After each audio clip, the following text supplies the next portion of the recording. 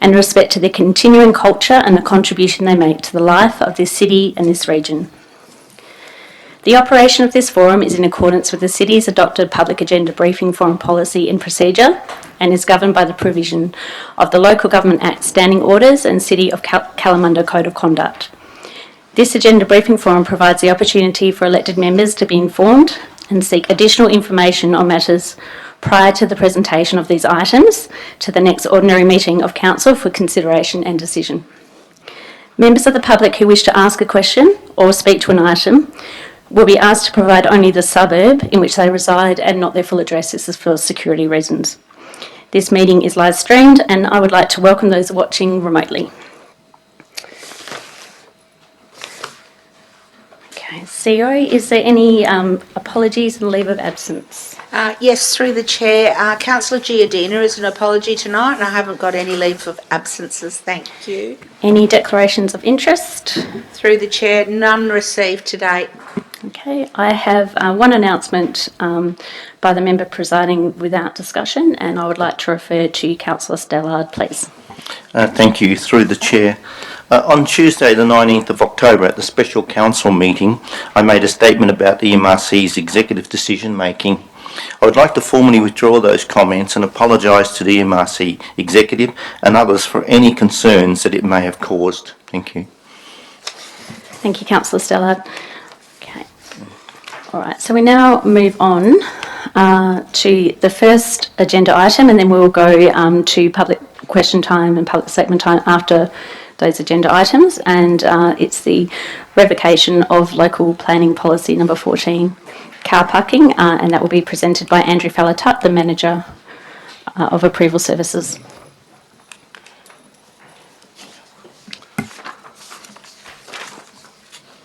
Good evening, good evening, councillors, members of the public, and also staff. Yes, the first item I'm presenting tonight is the revocation of local planning policy 14, car parking.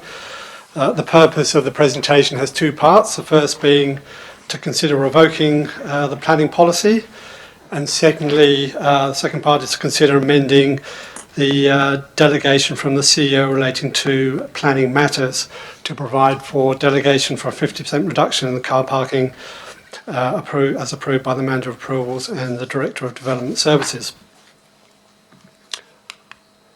In considering this item, it's important to understand the recent addition to the planning regulations, Part 9A, dealing with provisions around car parking.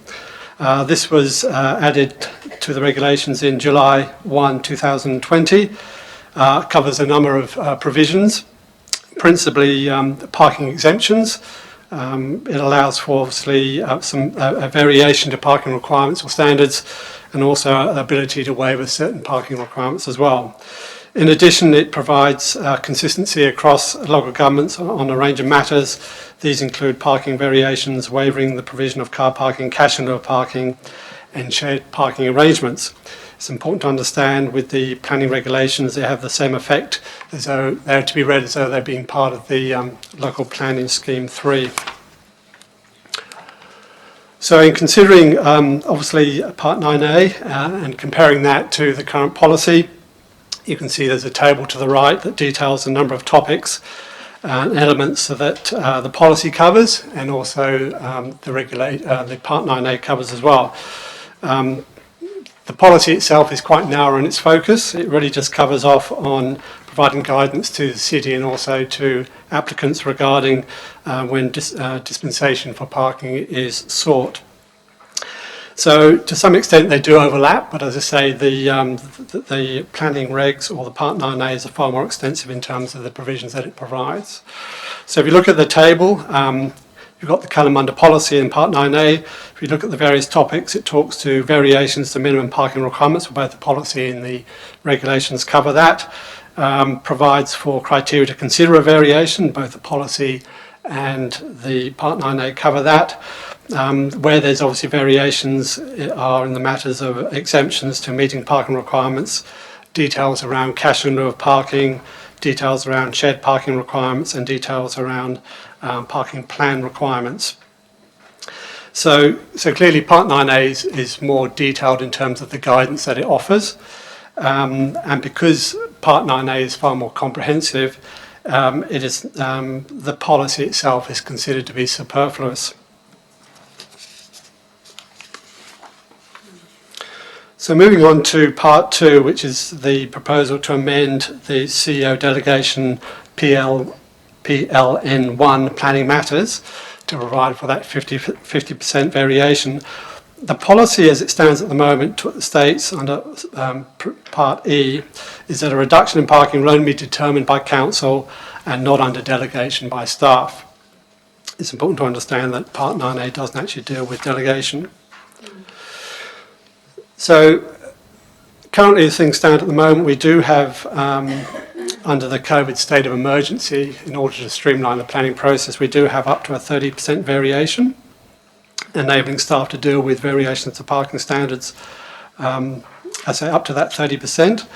And it's important to understand that through this whole COVID period, that has helped to streamline the planning process significantly. There are some examples in the slide you can see that deal with where the city under delegation has dealt with variations. They tend to be all industrial developments, because that's where you find most of the variations have been sought. But it highlights through the various examples that the city has been operating with this delegation and approving under delegation these a number of variations that don't exceed 30%. So continuing on with Part 2, it's considered that amending the delegation from the CEO will achieve an appropriate balance of streamlining the consideration of development applications which can demonstrate consistency with the detailed requirements of the deemed provisions, and facilitating council considerations in circumstances where there are going to be variations in excess of 50%. And we've arrived at that figure of 50% on the basis of the previous variations we've applied or we've approved under delegation, as shown in the previous slide. So moving on to the recommendation, it's in three parts. Obviously the first deals with the revocation of Local Planning Policy 14, pursuant to the relevant clauses of the regulations in 2015, publishing of a notice in the local of the planning policy dealing with the revocation, and thirdly amending delegation PLN1 CEO planning matters to allow for the up to 50% variation as previously described. Any questions? Councillor Ritchie. Thank you. Through the chair, thanks Andrew for that presentation. You talked in terms of the examples that you've given there, and that 30% has worked fairly well, and the examples you've given all seem to be in that ballpark, one slightly over but 29%, 3%, 27%. If the 30% is working reasonably well, is there a real necessity to go to 50%, given that these things can be controversial, not so much in industrial areas, but we do know what had happened in the city centre and so on, and whether 30% would still be a reasonable figure? Thank you for the question. Look, the 50%, look, we acknowledge that the examples given do talk to 30% as a sort of figure. We still feel on balance that a 50% variation is still appropriate. That will just give us a bit more leeway when dealing with, particularly with industrial developments. And look, with that, because we've sought that delegation, it doesn't necessarily mean that when we get an application that still achieves, that is within that sort of 50% variation, that we still might not decide to refer it to council. We may decide that based on the particular circumstances, we still need to get council approval for that variation. To date, however, most of the variations sought have been easy to establish that the variation is appropriate, because of whether it might be a staff ratio to the number of car parking bays, or the floor area simply doesn't warrant that number of car parking bays. So we just feel on balance that the 50% would give us a slightly more discretion when dealing with such applications, and bearing in mind the whole purpose of the introduction of Part 9 of the regulations is to help to streamline the planning process. at a time when obviously COVID has meant for businesses it's been quite difficult. Councillor O'Connor, you have a question? Yes, thank you, Madam Chair. Andrew, did you say 30% was stated in Part 9, or was that part of the COVID, not restrictions, but changes? Yeah, that was part of the current delegation from the CEO in response to the obviously the emergency order that's arisen out of COVID. So it doesn't form part of Part 9A, no. Okay, thank you. Any further questions, councillors? I have a question. Just from a very practical perspective, in terms of efficiency and effectiveness, how much have you been able to streamline applications? Do you have that data available, and in terms of the turnaround time for the approval, etc.? Thank you for the question, Councillor. Well, you would be aware that obviously we will operate under statutory timeframes, 60, 90 days. We have what we call fast-track applications, which operate under a 20-day turnaround, and I think at the last 6-monthly performance review, I think the city was operating around about 96% efficiency and with those statutory timeframes. So just a follow-up question, would by allowing this to go through at 50%, would that assist further in terms of exceeding or meeting expectations? Through the chair, look, I think it certainly will help, for sure.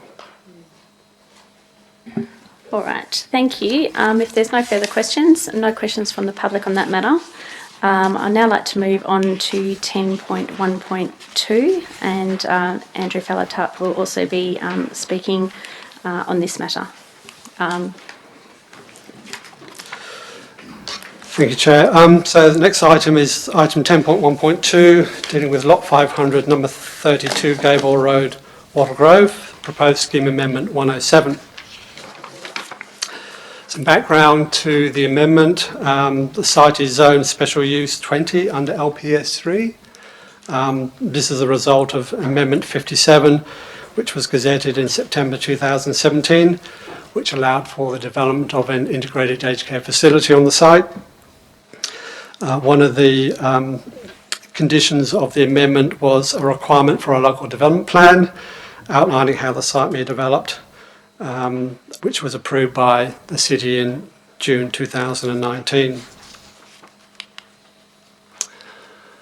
So Amendment 107 proposes to delete Condition D of the Special Use 20, and Condition D essentially states that an integrated aged care facility is a development that shall not be strata titled. From the applicant's perspective, Condition D is considered to constrain the ability to finance the development, as in order to develop the integrated aged care facility, and particularly the retirement village component, there is a necessity to be able to provide or obtain certificate of titles for the lots and dwellings the developer will construct. The removal of Condition D will help ease constraints on financing the development and subsequently the assisted aged care component. Importantly, the removal of that condition will not alter the ultimately envisaged development outcome on the site, that is to deliver an integrated aged care development. Conditions E and F of the special use zone will still provide the necessary security that the aged care facility or nursing home will be delivered at some point in the planning process. Just to highlight that, obviously this slide details the actual condition itself, which basically states that development on Lot 500 shall be designed in the context of local development plan, prepared in accordance with the deemed provisions in Schedule 2, Part 6 of the regulations, which covers the entire lot. This will, amongst other matters, address relevant planning and design matters, identify the location of the aged residential care facility, identify proposed staging and the location of a possible future road and servicing easements, with future implementation arrangements for these land uses change in the future. So the LDP includes a staging plan which ensures the aged or the care facility is not the last component of the development to be delivered.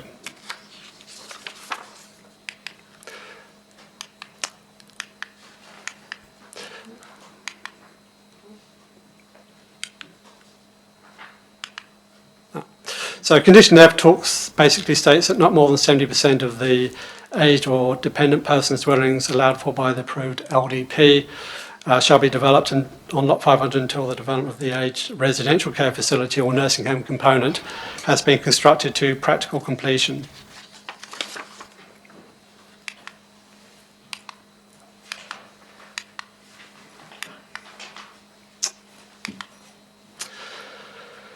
In respect to the public advertising, the item going up tonight is to seek council's endorsement for public advertising of the amendment. Council should also be aware that Local Planning Policy 11 does provide an opportunity for council to undertake preliminary advertising to affected residents and agencies for a period of 28 days prior to council formally considering the amendment for the purposes of formal advertising. The City has considered preliminary advertising in the context of the proposed scheme amendment, having no impact on the approved LDP or envisaged built form outcomes. So on this basis, it wasn't really considered necessary. It's therefore recommended that Council advertise a scheme amendment in accordance with the requirements of a standard scheme amendment for a period of 42 days.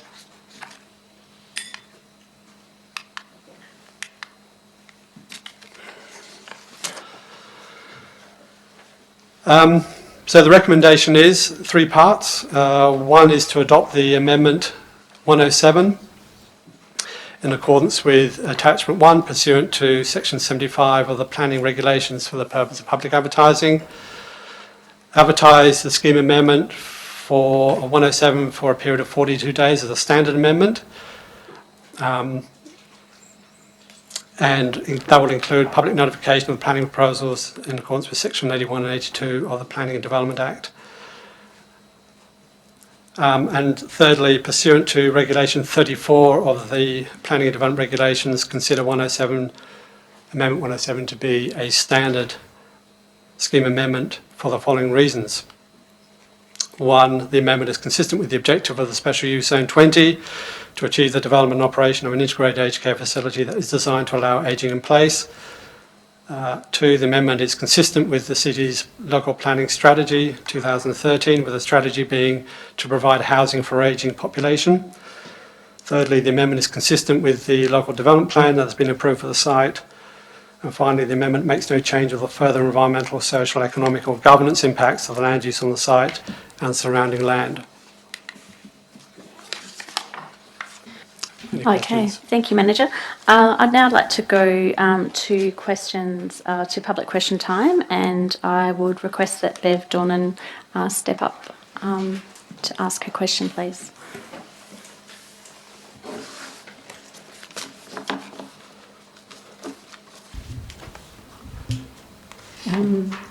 Bev Dornan, Wattle Grove. I've got 3 questions to ask, but I do have a copy of my question sheet so that you can either take them on notice or answer them at the time. The first question I have is why, when only about 10% of retirement village units in Australia are owned on a strata-titled basis, are officers asking councillors to make a decision on this important social issue without the inclusion of a cost-benefit analysis of the proposal from the point of view of the future residents of the city rather than from purely developer interests? My second question... Sorry, if we could just get the first question answered, and then we'll determine whether we'll have the second and third question on notice. Okay. Through the chair, we'll take that question on notice. Okay. So my second question is, do officers agree that this proposal will have the direct effect of shifting the significant ongoing communal costs of maintaining a retirement village from the developer to the more vulnerable in our society? Are you happy to take that question, Director? Through the chair, we'll take the question on notice. Thank you. Question 3. Is there any urgency for council to make this decision at the next council meeting, or can this vote be deferred pending a more comprehensive officer report examining the pros and cons of the proposal from the perspective of its future elderly owners, which can then be included with the advertised amendment? Director. Through the chair, the city will take those questions on notice. Notwithstanding, I'll add the applicants for the proposal are in the room this evening and they will be providing a deputation to the item. So I would request that some comment be made by the applicant on those particular matters. Notwithstanding, I understand that those questions were directed at the city. I do think it would be beneficial to hear some information from the applicant, should they be willing to share that this evening. And will the applicant be restricted to the 2-minute statement time that the rest of the public get? Sorry, that's an answer for the chair, Ms Dornan. Yes. If I believe it's in the public interest to hear what the developer has to say, I'll allow that to continue. Okay, thank you. So do you want these questions on notice, or would you rather? Yeah, if you could please give them to Donna, that would be Thank you. lovely. Thank you. I would now actually like to call on Neil Teo and Paul McQueen, who will be presenting that statement this evening. Thank you.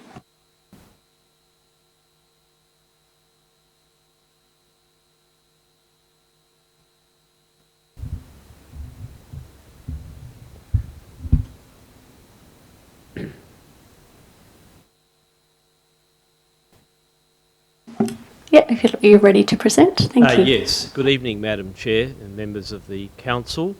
My name is McQueen. I am here on instructions from Lavin and assisted also by Mr Neil Teo from Dynamic Planning and Development, the consultant planner. I respectfully endorse the comments of the Manager of Development Services and am instructed once again respectfully to support the recommendation to the Council to make the amendment number 107.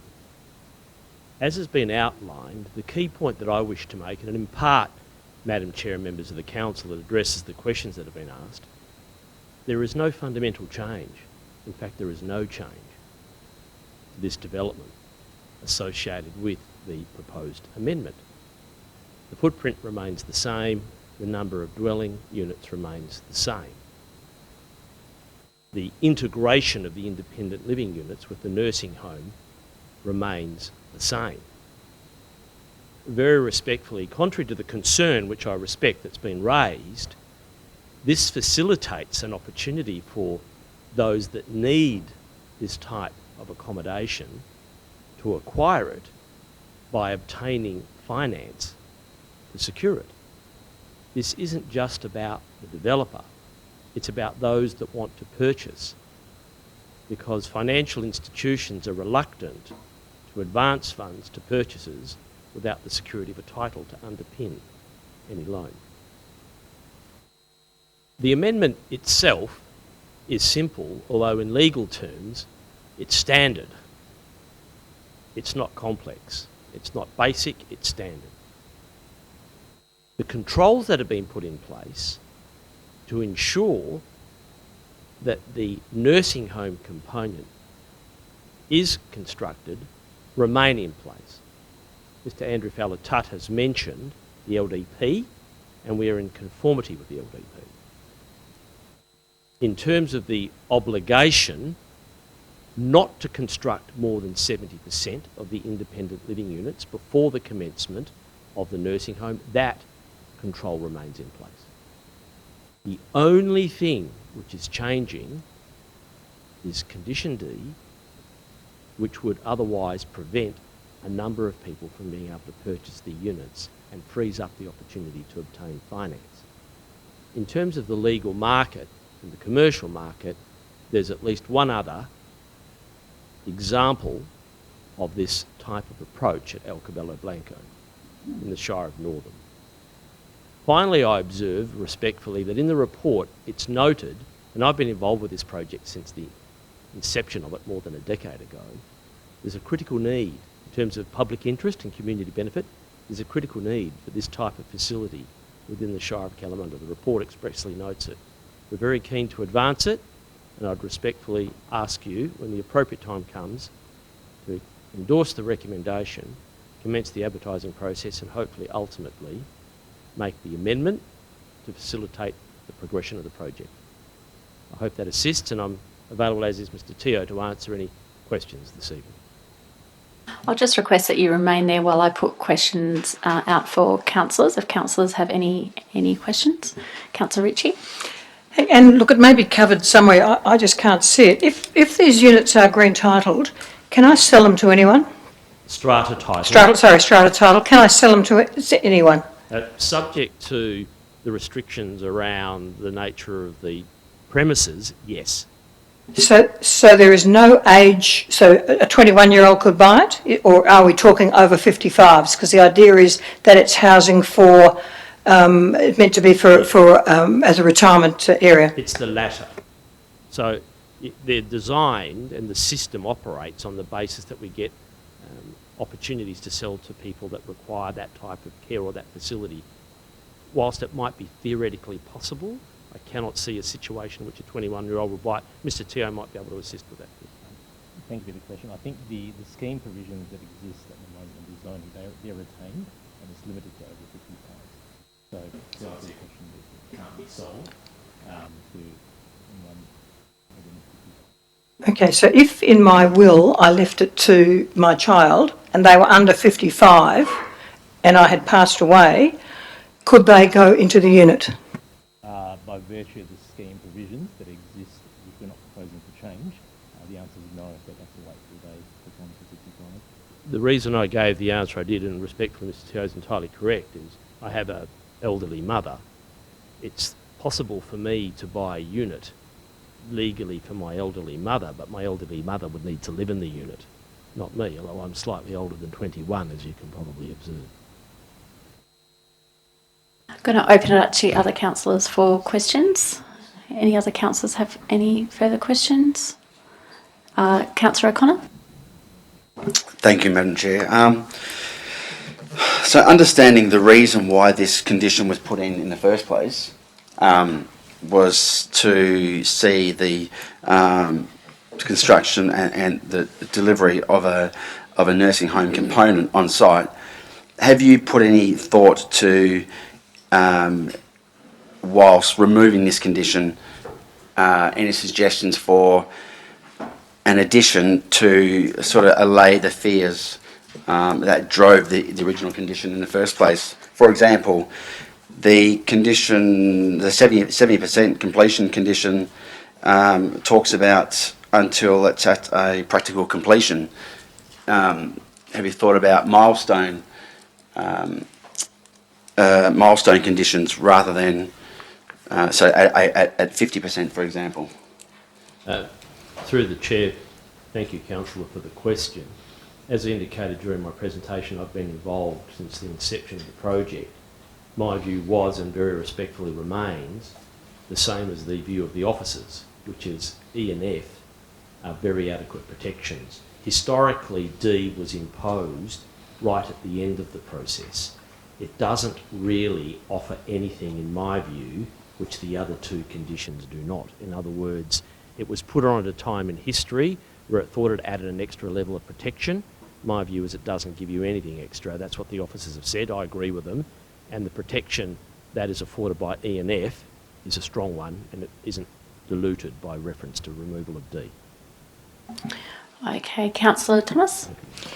If the applicant wanted to get other people involved in the aged care facility as to the units, it would have to be on a different title, wouldn't it? Would it not? Yeah, well, there's an integration of the facilities as part of the proposal, so yeah. And that isn't the intention. Yes. Mr Layton has operated and developed these types of facilities. It's always been advanced, and the way in which it's formulated is to be integrated. Thank you. Councillor O'Donnell.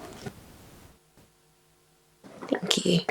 My question is more directed at the strata titling? Because you're saying that obviously there's an intention that then there would be ongoing fees passed on to the owners of those properties on a quarterly basis in some way. Like, how do you structure your maintenance and strata fees, or how would you envisage doing that? Excuse me for a moment. Through the chair, thank you, Councillor, for the question.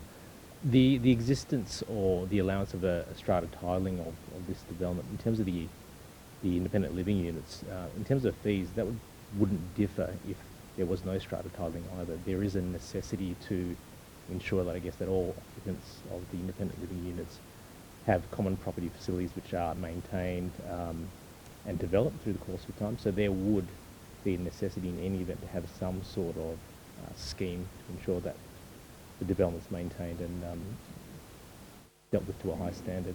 The strata tiling simply allows that to be formalised through I guess a proper act and channel where you've got a body corporate as well that has its own governing laws.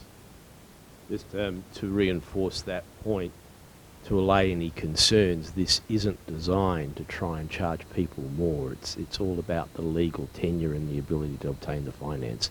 It's not about gouging, for want of a better word. Okay, any other further questions, councillors? Okay. Thank you very much, Mr Tear and Mr McQueen, for your statement. Madam Chair, was there anything else that the council wanted me to deal with in terms of the public questions, or have I dealt with that adequately, do you think? You said you may want me to address it. I think the director said something about... Yeah, if we could have have you got the questions there? Through the chair, I was comfortable with the responses provided unless there's any other elaboration required from the floor or the councillors. Thank you, Madam Chair. There was nothing else I needed to say unless there was something you wanted to do. I might just open up 2 questions from members of the public who haven't already asked their questions, given in light of the information that's been presented. Would you like Mr Tear and I to wait, or should we take our seat? If you wouldn't mind just waiting one moment while those questions are put. Of course. Thank you. Any further questions from the public? No. Thank you very much for your time. Thank you. Thank you very much. Okay. Thank you. Moving on to item 10.1.3, Welshpool Road, Bottle Grove, proposed garden centre and caretakers dwelling. A busy night for Andrew Fowler-Tutt as he presents on this one too. Thank you, thank you, Chair.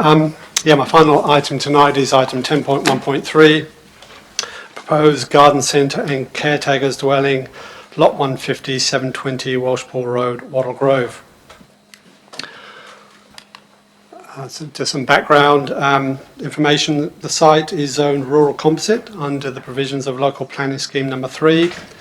It's zoned rural under the Metropolitan Scheme and comprises an area of approximately 3.91 hectares.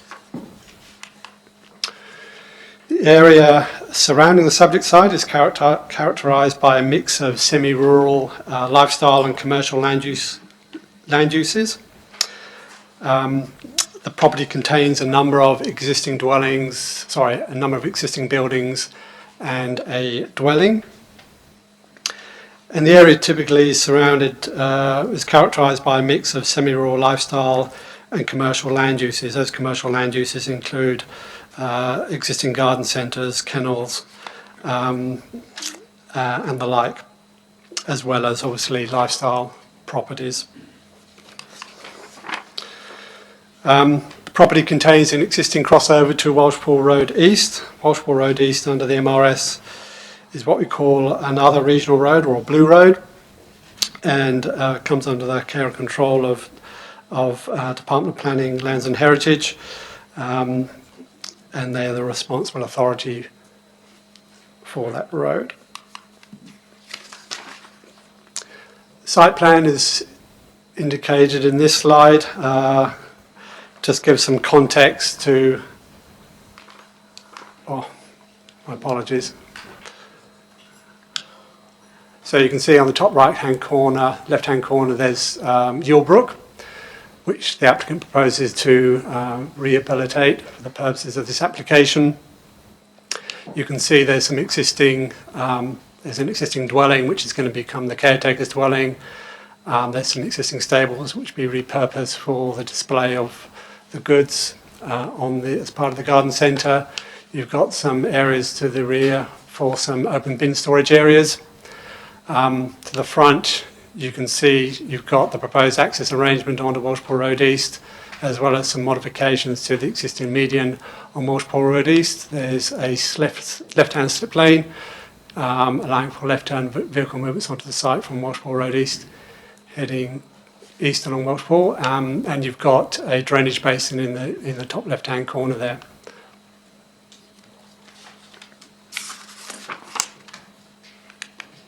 With reference to the provisions of our scheme, a garden centre is what we call an A use, and therefore permissible subject to advertising, and a caretaker's dwelling, which is a D use that doesn't technically require advertising unless deemed otherwise. But in this instance, given the garden centre, we did advertise it. We went out to a 300-metre radius of the site. The application was also referred to the Department of Planning, Lands and Heritage, Department of Water, Environmental Regulation and Main Roads WA. In total, 13 objections to the proposal were received from the community. Comments were also received from the Department of Planning, Lands and Heritage and Main Roads WA. With respect to compliance under the scheme, with the exception of net lettable area, the proposal is fully compliant with the provisions of the scheme. With respect to net leasable area, the applicant is proposing 450 square metres in lieu of the 300 square metres required under the local planning scheme number 3. The proponent has provided a traffic impact statement, a road safety audit, acoustic noise assessment and bushfire management plan in support of the proposal. The vehicle access or traffic issues obviously are an important consideration in terms of this application. And in acknowledgement of that, the applicant has prepared and submitted a transport impact statement that included a sightline assessment which required the median island to be modified to include a right turn pocket for vehicles heading west along Walshpool Road East. And if I can just point that to that, my apologies. You can just see that change the median island there, allowing for that right turn movement. To access the site, the maximum length of vehicles is 19 metres accessing the site, and they're only able to access the site when travelling eastbound along Walshpool Road East. Access to the site via that right turn movement heading west is restricted to car and trailer only. Importantly, no trees were removed or will be removed as part of the modification to that median island.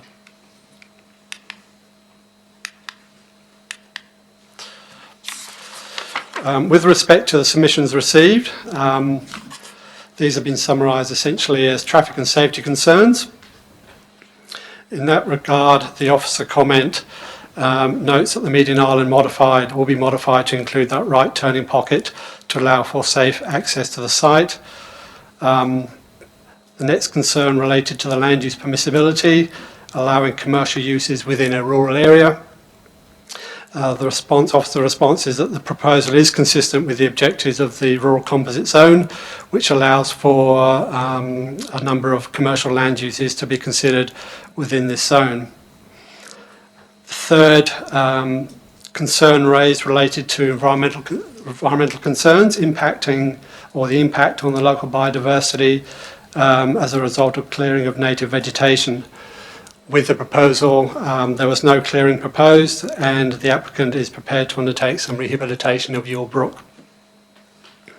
And finally, in relation to bushfire concerns, the proposal achieves a BAL bushfire attack level rating of 12.5, which is consistent with the state planning policy and guidelines. On to the comments we received from the external government agencies. The Department of Water and Environmental Regulation had no objection, which was duly noted by the city. The Department of Planning, Lands and Heritage, the Transport section, had no objections subject to some modifications, which are detailed there. Essentially, a swept path analysis was required, and turning movements for RAV4 vehicles. That analysis and modifications have been provided and are supported by the city engineers. They required a right-hand turn pocket for westbound vehicles to reduce the risk of rear-end crashes. That again, that has been provided for and conditioned as part of the approval. It was noted, however, that Main Roads, in their comments to the city, did object to the proposal. They considered that the driveway next to the median island was unsafe. In response to that, the city and the city engineers and the Department of Lands and Heritage have raised no objection to the crossover location, subject to some obviously modifications. A second objection that Main Roads raised was the application does not include a right-hand turning lane. The city, from that perspective, was satisfied that the modifications made ensure they will comply with the relevant Ausroads standards. The third comment raised by Main Roads was in relation to the left deceleration lane being substandard and not compliant with the Ausroads standards. That has been noted by the city, and the applicant is required to provide a design showing how that left deceleration lane will allow for that safe vehicle movement. So, having considered the proposal, the recommendation is that the development application for the garden centre and caretaker's dwelling be approved, subject to a number of conditions and advice notes.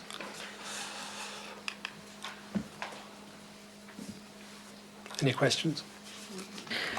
All right, we have a number of questions. I'm going to go first of all to Teresa Miller, either senior or junior. Thank you. I have a teaching aid to hand out, just to help explain my questions. Yeah, can you just make sure that you speak well into the mic as well so people at home can hear you? Shorter than I. Yeah. Thank you.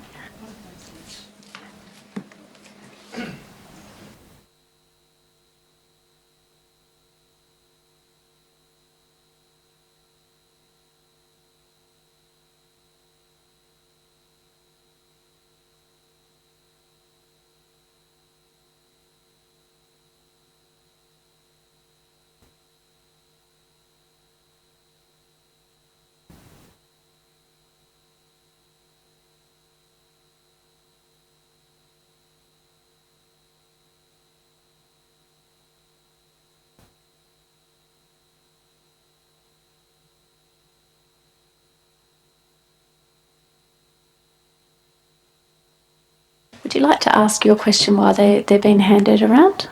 Thank you. So thanks for the opportunity to speak. I would like to state that our primary objection is the relocation of Kevin Pollock's driveway to his eastern fence line, which runs along my parents' driveway. The confusion, congestion and danger that this will cause risks the lives of my parents, family, visitors, the public using Walshpool Road East, our horses and the applicant's employees.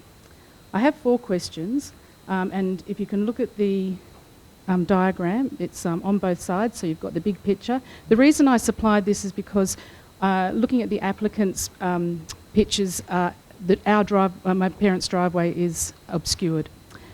So Kevin Pollock wishes to shift his driveway across to the eastern side of his property so that he can use the median break for his business purposes. I'm very worried about this. An already tricky exit will become dangerous.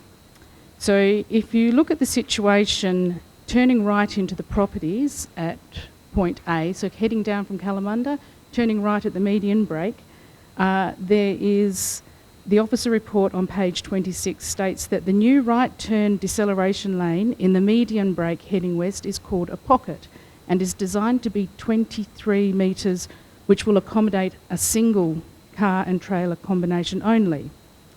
If you like, you could place my little car trailer piece at this point to help you. And that's waiting to turn right.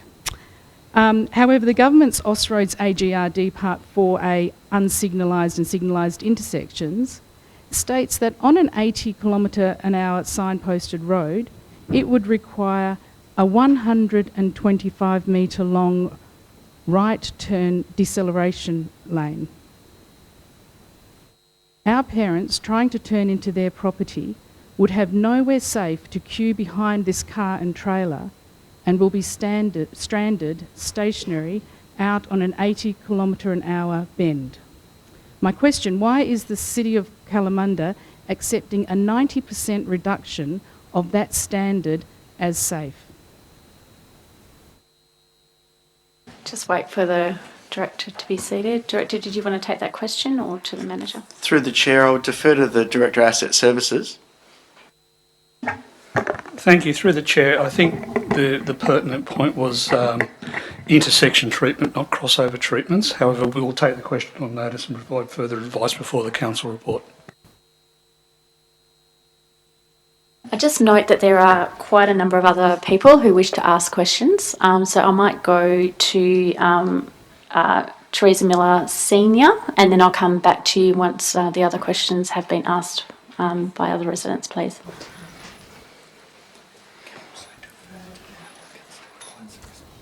I am Teresa Miller, and I'm married into a well-known sporting family.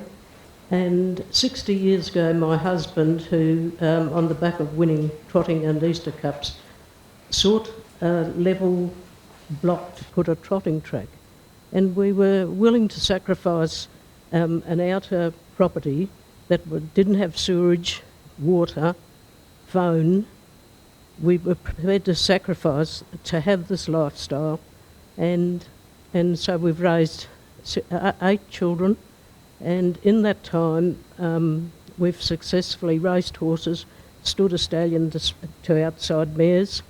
We've participated in a Blackwood Marathon, had horses, pony trots, and I'm outraged that in the applicants assembled there, he fails to recognise that this is well-known family that's been there 60 years, and he's disguised our driveway and placed his alongside, and he's outraged us by taking the fence down and coming through and depositing all this crushed glass on the roads. I'm appalled at his behaviour.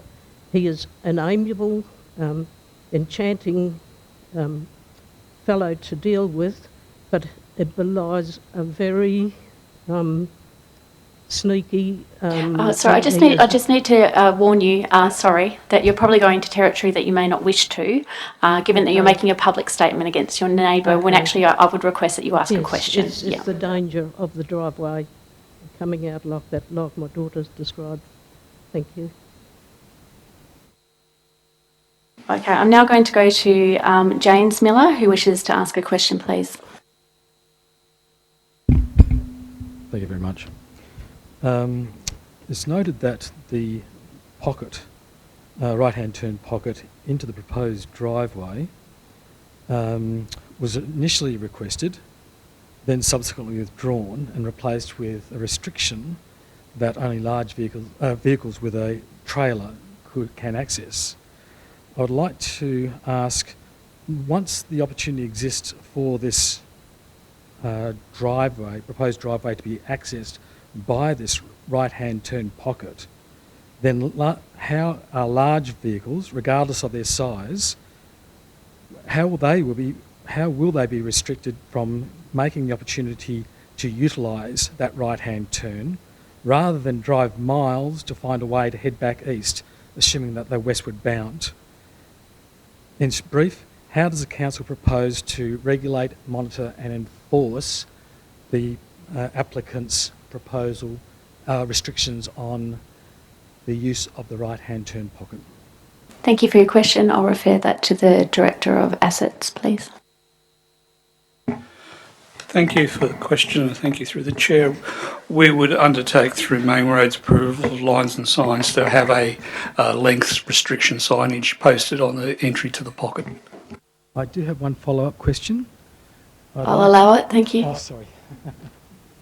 And that is to ask, is the Council aware of what happens when the driveway is inadvertently accessed by a large vehicle? Our parents' driveway is inadvertently accessed.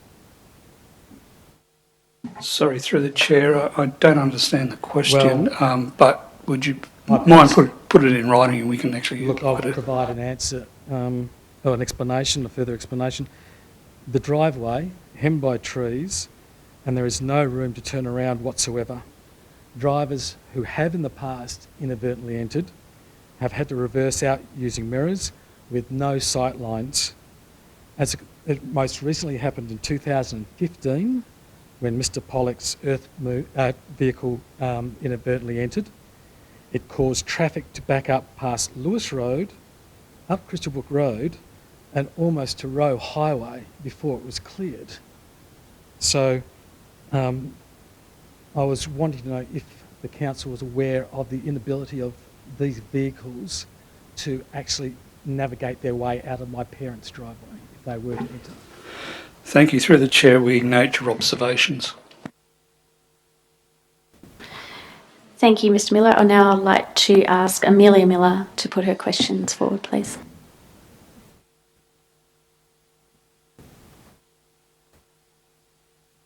Hello. Under the safety issues, there's a recommendation that existing landscapes in the northern verge of Welshpool Road East should be regularly pruned so as to avoid any impacts on sightlines at the proposed crossover on Welshpool Road East. My question is, if the pruning doesn't actually make the sightlines clear, will trees and vegetation be removed from our parents' property? I'll refer that to Director of Asset Services. Thank you. Through the chair, and you've actually hit the nail on the head of a very unique situation.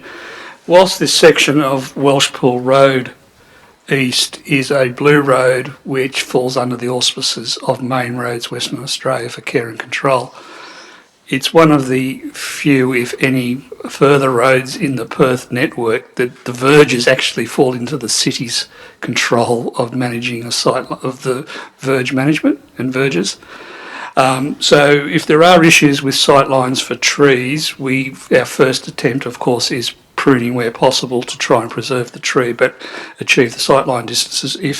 If the case arises where that can't be achieved, we'll need to take a consideration further, but it's a city responsibility. Okay, I'd now like to... Sorry, just how would we find out about that? We're concerned that we're going to lose trees along the property. When would we find out, or how do we find out that? Thank you. Through the chair, the report's noted that the sight lines are adequate with what's in situ vegetation, so there's no proposal, as noted in the report, to remove trees. It says it's regularly pruned, so we're I'm not going to lose anything. going to leave it at that point, if that's okay. I think that he has answered the question, so thank you. Okay, I'd now like to ask Mary Johnson to please come forward and state her question. Hello. My question is a roundabout planned for Lewis Road and Crystal Brook Road to slow speed of traffic down? This would make a major impact to the safety of turning across traffic out of our driveway. I'll refer to the Director of Asset Services. Sorry, thank you. Could you just refer me about which intersection, Lewis and Welshpool? Lewis and Crystal Brook Road. There is no... Lewis Road and Crystal as well. Okay, thank you, because, well, that's what threw me. The city at the moment is undertaking what's called a black spot assessment for the Lewis Road, Welshpool Road intersection, and seeing if it qualifies for funding for a roundabout. That will help us make a decision later in the council year whether or not we can move forward on an application for a roundabout at Lewis and Welshpool. In terms of the lower end of Crystal Brook and Welshpool Road, that will be subject to the potential of what happens with the Wattle Grove South development and whether or not the traffic impact assessment of that warrants that a roundabout is required on that intersection. Thank you. Okay, I'm going to go back now to Theresa Miller Junior. If councillors have any objections in those further questions being put forward, if you could raise it with me now, otherwise I'll refer her to her to ask her further questions, please. Yep. Okay. Thank you. My second of four questions was what happens with that car and trailer that's sitting waiting to turn right into Kevin Pollock's driveway, when a large 19-metre truck, and I've supplied a picture of one because I didn't know how big it was, when it's trying to exit west out of the property. There are over 17,000 vehicle traffic movements per day on this road. On page 27 of the officer report, it states that 19-metre vehicles cannot stop in the median island. This is because there is absolutely no room for the truck to sit in the brake without causing danger to traffic.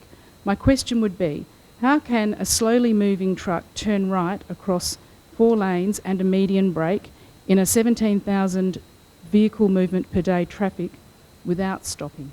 Thank you. I'll refer that one to the Director of Assets. Thank you. Through the Chair, the whole intent of that vehicle exit movement out of the crossover onto Welshpool Road heading west is that they have to do it in one uninterrupted movement, meaning the driver has to have absolute certainty through the sight lines provided there are no vehicles in his way for one uninterrupted movement. It's a driver control, driver behaviour issue. Your third question? That didn't answer my question. How can he do Sorry, if we could just allow the questioner to put her questions forward, thanks. Okay. On page 32 of the officer's report, there is a single risk management item listed. The City of Kalamunda acknowledges that there are definitely risks involved.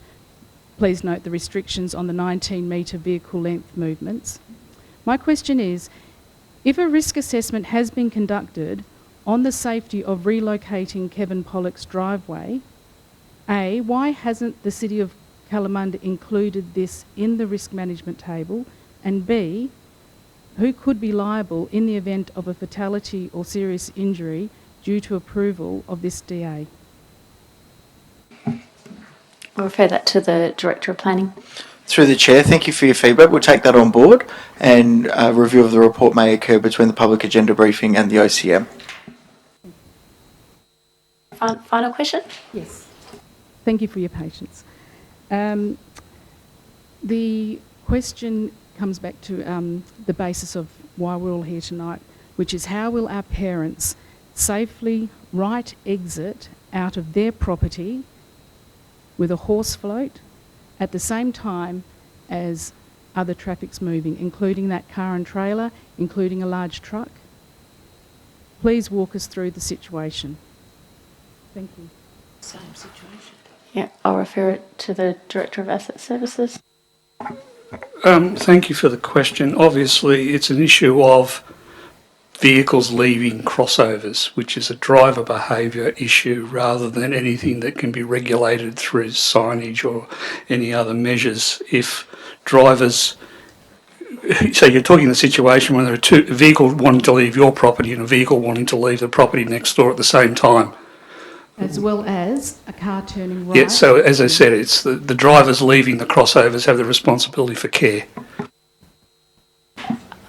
That's the conclusion of the questions, and I thank you for your questions, and you're most welcome to attend OCM if there's anything further you wish to raise. You're also welcome to put your questions in writing and allow the officers time to respond to your questions. Okay, I'd now like to ask, we're moving on to statements, public statements, and I would like to request Bev Dornan to come up and speak.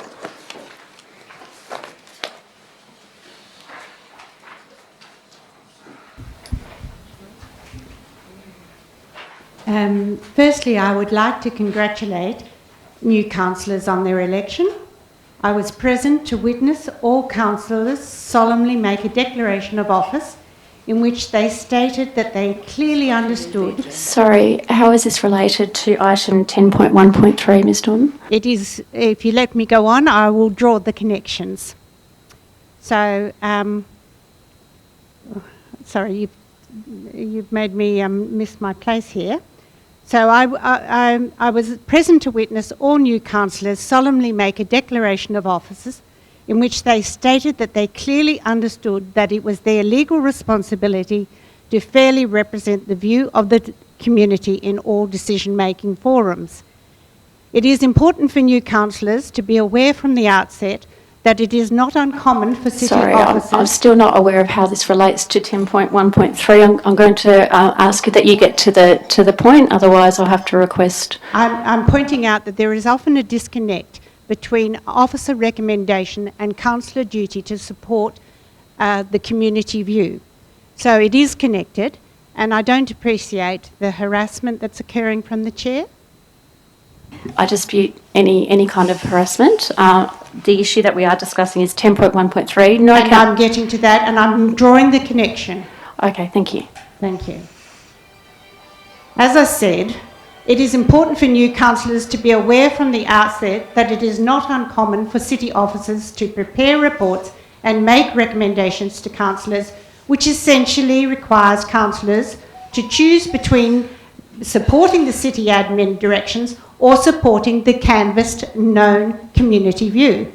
Where disconnects of this nature occur, the Local Government Act makes it clear that councillors have a legal and ethical obligation to support the community view. And this often takes strength of character and courage when others may be encouraging you to do otherwise.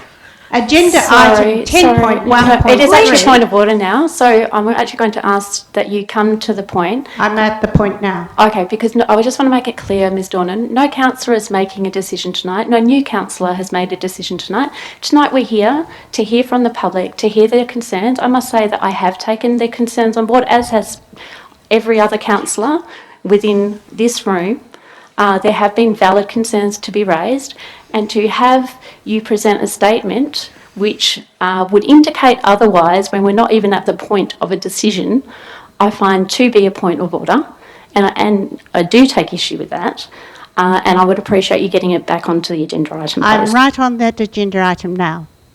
Agenda item 10.1.3 is the first real test of new councillors to consciously choose to act in the canvassed interests of the community instead of following the officer recommendation that you dismiss the community and agency input in favour of the lone proponent. Point of order, the Chair. I find these comments insulting to councillors. We do take into consideration both officer recommendations and the community things, but we must be aware that the community objections have to be under planning rules, not just because of other reasons. So I would ask this question to just be about the thing and not refer to councillors. Okay, I take your point. As councillors are aware, all of the community submissions received oppose this development application. Moreover, it is very evident that these submissions are thoughtful and well researched. It is particularly important for councillors to recognise that Main Roads does not support the development application because of very serious safety concerns with the proposed access and egress arrangements. I also note that the officer report argues that the DA is consistent with the local planning scheme, but this is not the whole story. The report does not mention that the metropolitan planning scheme takes precedence over the local planning scheme to the extent of any inconsistencies. And the metropolitan planning scheme shows that the Department of Planning regards both sides of Welshpool Road East as being landscape protected due to the area's proximity to environmentally sensitive waterways and wetlands. There is absolutely nothing about this development application that reflects consistency and harmony with a landscape protected rural area as reflected in systemic department planning policies. While it is clear from the photograph that I previously circulated to councillors that the proponent has no genuine affinity for maintaining the environmental values of this property, it would be a mistake, in my view, for councillors to reward such poor custodianship of the land by supporting the development application against the wishes of others in the community more attuned to supporting the environmental priorities of the city itself. I would therefore ask councillors... Sorry, Ms Donna, are you getting to the... I am. Okay, thank you. I would have got there earlier without all the interruptions. the interruptions were valid, and actually, if you'd like to stop now, I feel that you're actually misusing the purpose of this statement. I would like to say my final paragraph, please. Please. I would therefore ask councillors to give practical effect to the declaration of office that you have each made and vote to reject the development Objection, Madam Chair. Please sit down. Thank you for your time. Please sit down. Be seated. Thank you.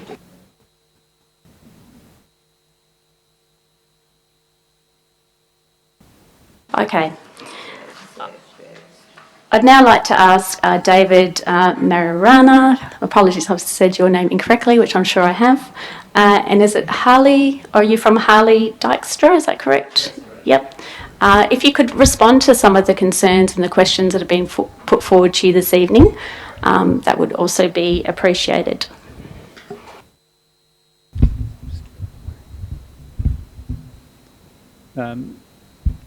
Thank you, Madam Chairman, and good evening, councillors and staff and members of the public. Thanks for the opportunity to attend the public agenda briefing forum this evening.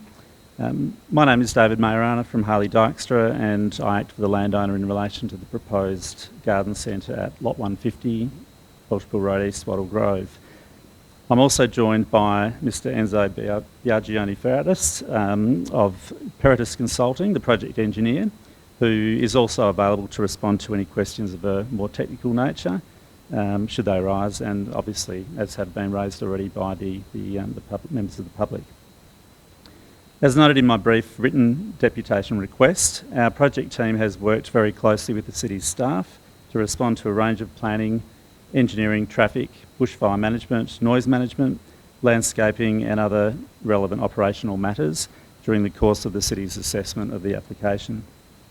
We do acknowledge a number of submissions have been received during advertising of the application, which in summary related to traffic safety, land use permissibility, environmental concerns and bushfire concerns. Each of the above matters have been addressed by the project team to the satisfaction of the city.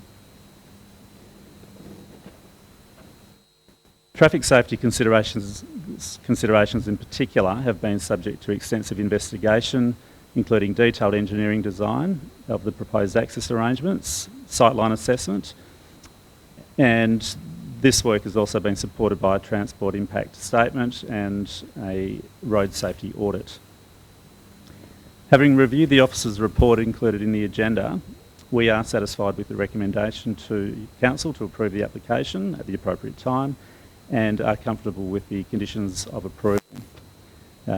There have been some questions raised already in relation to traffic and access. Would the Chair like us to address those in the first instance? I think we have a fairly good measure of what those issues were concerned. Yes, that would be appreciated, Liz, please. I might call Enzo to the microphone to deal with those questions. Thank you. Thanks, David. And thank you, councillors, for the opportunity to respond to questions this evening.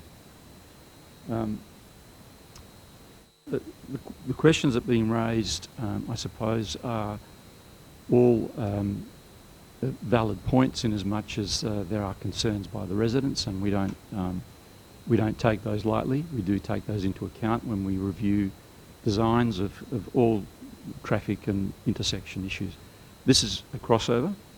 The design of it has been, we have consulted with all of the road authorities, including the PTA, who has jurisdiction over the bus stop nearby. As the officers or the officers' reports have stated, the intersection site distances for both safe intersection site distance, stopping site distance, and other combinations have been considered in the design, and these have been articulated in a series of plans that show that we meet the requirements in each of those situations. Furthermore, the turning movements of the vehicles that will be predominantly using the intersection have been considered, including a 19-metre semi-trailer. The turning movements do take into account the fact that there needs to be, when the driver makes the commitment to cross the intersection, he's already noted using all of those other features available to him, which include safe sight distance, noting oncoming traffic and so on before he makes that movement. Same would apply to if there is a vehicle exiting from the adjacent property, that there would be some acknowledgement of that movement, and therefore one would take the priority over the other. The other point is that the turning movements have been conducted in all directions. The predominant movements come from the west and exit towards the west. So the movements that have been described as coming from the east, certainly there would be a rare occasion that would be an incoming heavy vehicle that is bringing materials to the site, rather than people coming perhaps from that direction with a smaller vehicle and trailer to take advantage of what the landscape facility would offer. The turning pocket, as stated, does take into account the fact that we were trying to not remove trees along the median, because that was seen as a more negligent thing to do in terms of the median. Bearing in mind that there is good sight distances from that direction, and a vehicle turning right would only do so when the oncoming traffic, when it was safe to do so, and when the crossover was clear to turn into that facility. So it's correct that that intersection already has a number of turning movements. The design has taken into account those movements and has widened the intersection to provide for those turning movements, but at the same time trying to preclude shortcutting from the properties to the south to undertake turning movements that are perhaps less safe from those directions. That's pretty much, as is already stated, independent auditors have looked at this, have looked at our designs or proposals from a road safety point of view, and have made several suggestions which have been taken into account in the design. And also any errant vehicle that perhaps has been subject to the issues that have been discussed tonight have undertaken those movements perhaps without the intersection fully, without the crossover that is fully developed and fully noted and made safe as such. So I think the crossover can be made safe, even though there are two crossovers side by side, and there's been some long consultation with the officers and traffic engineers to get that configuration as safe as possible. Okay, thank you. I'd now like to open up the questions to councillors. Councillors, do you have any questions? I'll go to Councillor Ritchie. Thank you. I have three questions. First two relate to traffic. Sorry, Councillor, I'll allow a question and a follow-up question, and then I'll go to other councillors and come back to you for your third question. Fine. So firstly, if I'm getting this correctly, a 19-metre vehicle exiting, I'm just wondering about the width of the driveway. If a 19-metre vehicle was exiting and going west, a vehicle, 19-metre truck then coming to enter the same site, is the driveway wide enough to accommodate both of those at the same time? The crossover has been widened, but because there is a slip lane for the incoming vehicle to turn from, there is the opportunity for that vehicle to slow down and stop in that lane off the traffic lane. So that's in front of the bus stop. There is a continuation of that slip lane. So there's a dedicated left-hand turn lane that would preclude both vehicles having to exit and enter at the same time, although the crossover has been widened for the turning movements in both directions. So just on that, the line of sight then for the truck driver exiting, when the truck driver is in that left lane, has that been considered about what the line of sight would be? Yes, it has. So there's, again, the driver that's exiting would move forward, and he would move to a point where he's not on the road, but has vision to the right. And if that other vehicle has stopped, he would be able to see the traffic coming from that direction. Okay, I'm going to go to Councillor O'Donnell now.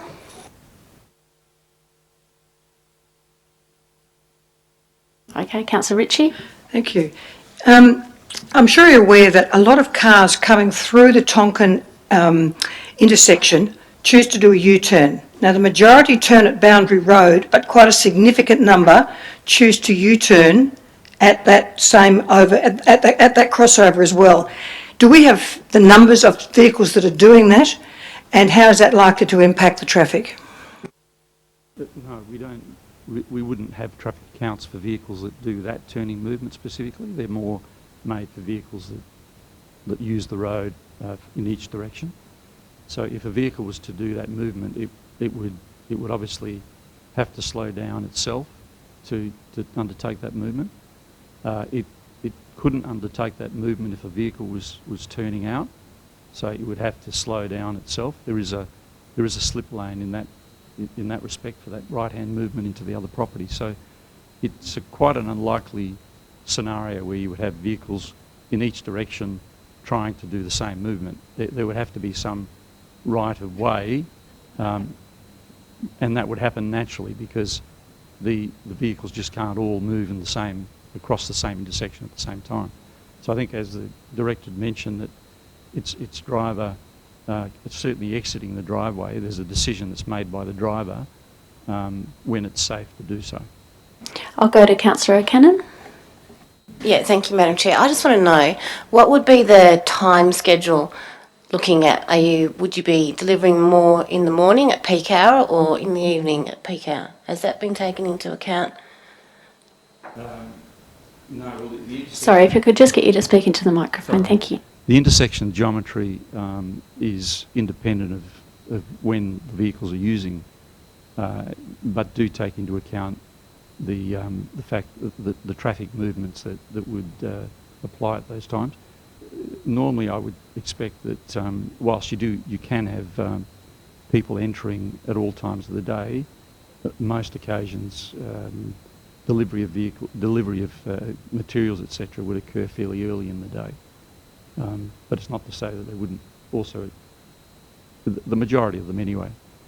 I imagine the property next door, if it has horses, it also has times where it would be using the driveway that would perhaps not be during peak hours, but at different times. So sorry, follow up to that. You just said early morning. So what approximately what times?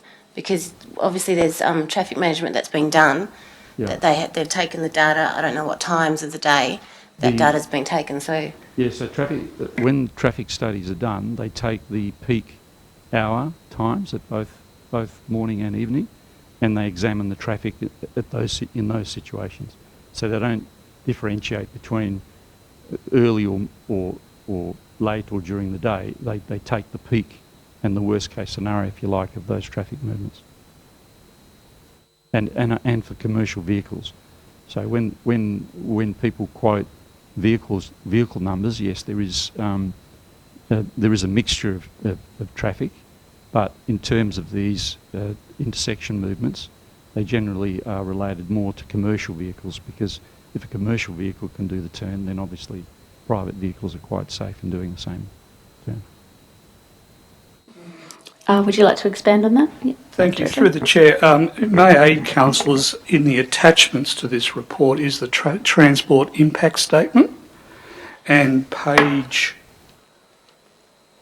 8 or page 63 of your agenda attachment talks about the peak hour traffic generation from the project. So that will give you the answer you're after, Councillor Cullen, which is 10 vehicles per hour in and out coming from Welsh Pool Road from the western direction. Councillor Cooper. Thank you. Through the Chair, the road safety audit at point 3.6, the left turn deceleration lane substandard, and it recommends a 120 metre long left turn deceleration lane, inclusive of the bus bay and the taper. The applicant's revised transport impact statement notes that this part of the proposal intends to extend the existing bus bayment, so it'll also function as a left turn for delivery vehicles, will this be the recommended 120 metres? And would this comply with the Austroad standards? Yes, it will. It will comply in that it will have that length, the ability to provide that length, including the bus bay. Yeah. Follow-up question, Councillor Cooper? Oh, sorry, yes. Sorry. The other thing is, just in regards to the bus, at the moment, it says that on average 1 bus per hour stops at this stop during typical days. And in the afternoon increases to 2 buses per hour with less frequency on the weekend. With the new Hobbencombe train station opening sometime in 2022, along with future urbanisation for Watchell Grove South in the future, will there be an increase in the frequency of buses stopping at this stop? Shall we say it will depend on community feedback? They're currently in the community feedback consultation, so... If I may, the PTA did take into account future requirements for their bus network, and so we took advice from them in terms of that. Councillors, have you got any further questions? Councillor O'Connor? Thank you, Madam Chair. My first question relates to the Transcore road safety audit. Item 3.3 talks about the swept paths demonstrating that they are crossing onto the neighbour's crossover. Has that been resolved? Yes, I believe so in the revised design. Sorry, if you could just go to the microphone when you speak. Thank you. Yeah, so the road traffic audit or the road safety audit always makes recommendations for the designer to consider all of the issues that they would see. Sometimes it's already been taken care of in the design, but the road safety auditor is obliged to mention all the things that they believe should be taken into account when the final design is actually completed. In this particular instance, we did take what is normally a fairly preliminary concept design to a much further stage of design progression in order to address some of the issues that were raised both by the road safety auditor, the Main Roads and the council officers, in fact. So the current design is sort of a culmination of all those issues that have been taken into account, but it still doesn't preclude the fact that we would need to undertake further beyond the DA, if it is approved, a full formal design, which is an extension of what's already been provided. Follow-up question? Yes, thank you. Just clarifying, condition 9 talks about the car parking and trafficable areas. Can I confirm that the internal roads will all be sealed and drained? Yes, they will be. The drainage has been, there was a drainage management strategy prepared as part of the application that our company prepared, and that went through the council system, and it acknowledges the current current stormwater management that exists on site and does not exceed those outputs from the site. So we were obliged to maintain the status quo of waters leaving the site. Thank you. Look, given the significant number of queries around this, I think this crossover, and the fact that to leave the site you would need to navigate a left-in turn pocket, 2 normal lanes, an existing right turning lane, a waiting zone, and 2 other lanes going in an eastbound direction, and then the Arbor Centre driveway. And I understand that the traffic reports have been done on the design that you provided them, but have you considered relocating this significant crossover to another position on the block? There is an existing crossover on the property further in, but that would require one, it's closer to the intersection with Tonkin Highway, so that would raise further objections from Main Roads, I would expect. It would also require the median to be modified, and again making taking the traffic further and closer to that intersection. So whilst it was considered, it was discounted, I suppose, as being a less safe option than the one that's currently proposed. I have a question in line with Councillor O'Connor's. Was any modelling or analysis done in terms of exiting the property and left turn only, like a left turn only lane, as opposed to crossing over the median strip to turn right in a westerly direction? So a left turn heading east? Heading east, with there being some capacity for them to turn right onto Lewis Road or to do a U-turn. I think there's 2 locations where that can occur. Not specifically, but again, that's a fairly circuitous option for traffic that really wants to go west. And also, as I said, the majority of traffic would be either coming or heading towards the west rather than east. So. Yeah, so just a follow-up question on that. On what basis is that statement being made? That you expect that the traffic will be coming mostly from a westerly direction as opposed to an easterly direction? That's based on the expectations of the proponents and where they expect their custom to come from, and their observations of the current businesses that are on that street that are of a similar business nature. I'm going to allow myself a follow-up question on that. So there's been no actual analysis done in terms of not for Lewis no formal Road. analysis. Not for Lewis Road.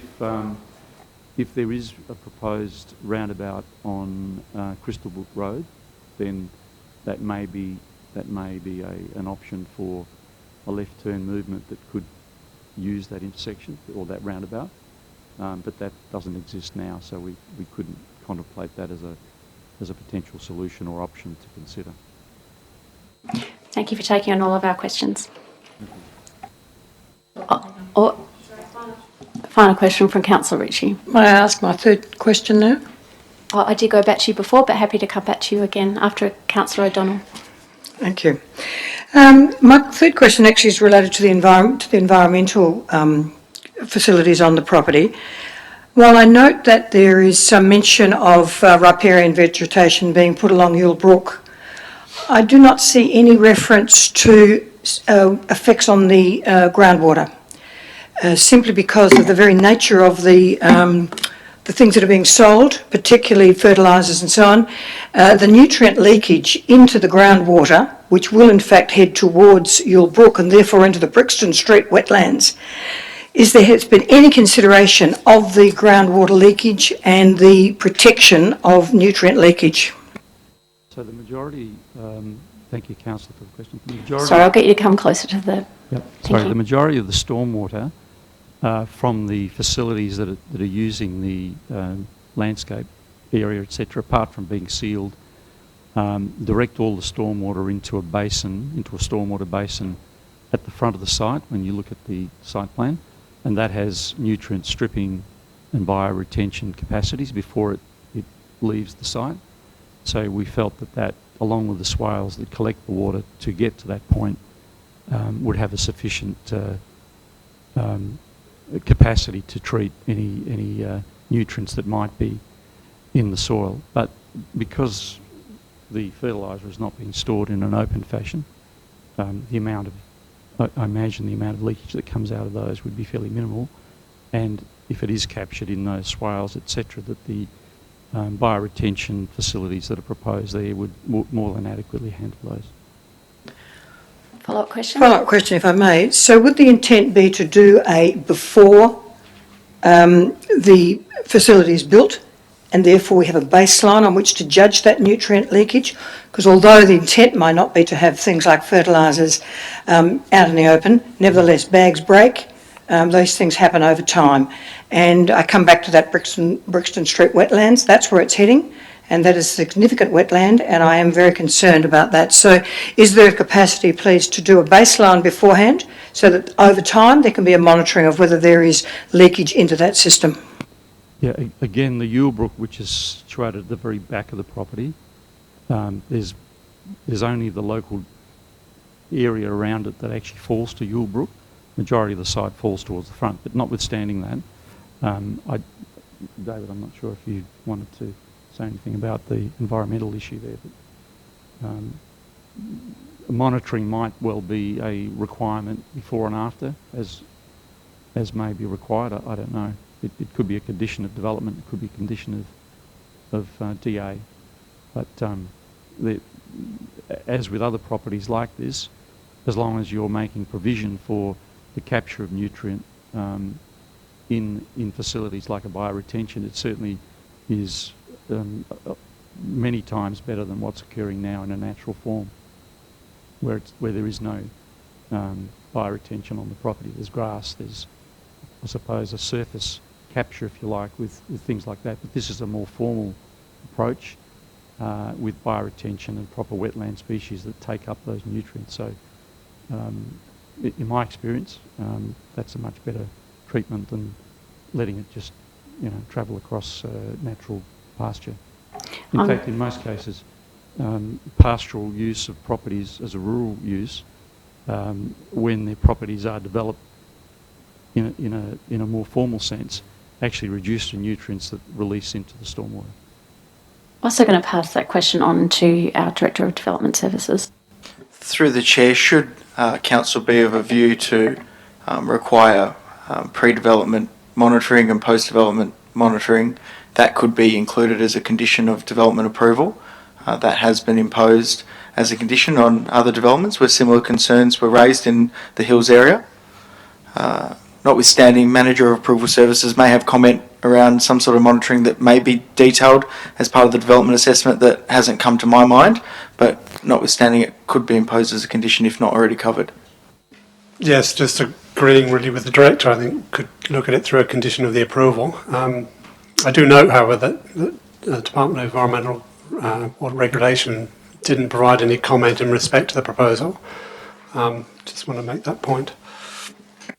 And just a follow-up question on that. So in the case where, due to unforeseen circumstances and there's a catastrophic leakage, what mitigation or what plans have been proposed to reduce the risk of that occurring, and to deal in the event of such an event occurring? It's not really an engineering question, but I suppose it would depend on the quantity of material that's been stored, the type of facility that it's been stored within. There would be prescribed regulations around that for if a material is deemed to pose some hazard to the environment, then that would be prescribed through the normal requirements that are not only council prescribed requirements, but those of DWR and the other water authorities that look at those sort of issues. And we would be bound by those in terms of the design of the facility ultimately. All right, any further questions, councillors? Okay, thanks again for your time. I'm going to now allow a 5-minute break, and we'll see you back in 5 minutes, councillors.